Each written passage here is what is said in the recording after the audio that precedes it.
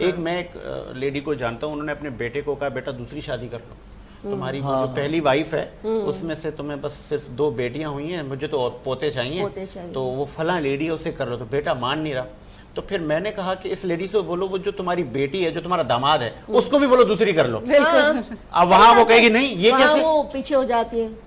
अच्छा, इस सारे सिनेरियो में हम एक फैक्टर को मिस कर रहे हैं, और वो ये है कि सास और बहू इन सारी चीज़ों में, या घर में अगर और ख़वातीन हैं या लड़की को और भी ख़वातीन डिक्टेट कर रही हैं, वो जो लड़का होता है ना बेचारा, वो बहुत बुरी तरह उसका माइंड डिस्ट्रैक्ट हो जाता है। वो बेचारा बहुत, वो कहता है मैं बीवी की सुनूं या माँ की सुनूं, और दोनों की सुनूं तो क्लैश होता है, और वो इस चक्कर में वो गलत फैसले भी कर रहा होता है, और जो उसने भी कुछ सुहाने सपने देखे होते हैं अपनी लाइफ के बारे में, ये वाइफ का गुलाम है। हाँ, उसने भी तो कुछ सोचा होता है अपनी शादी के बाद अच्छी लाइफ गुजारने के बारे में। आपने देखा होगा कि बहुत सी मदर फादर लड़कियों की एज निकालते हैं, उनको बड़ा खूबसूरत कलाकंद का टुकड़ा चाहिए होता है। हाँ। चाहे वो शराब पीता हो, हराम खाता हो,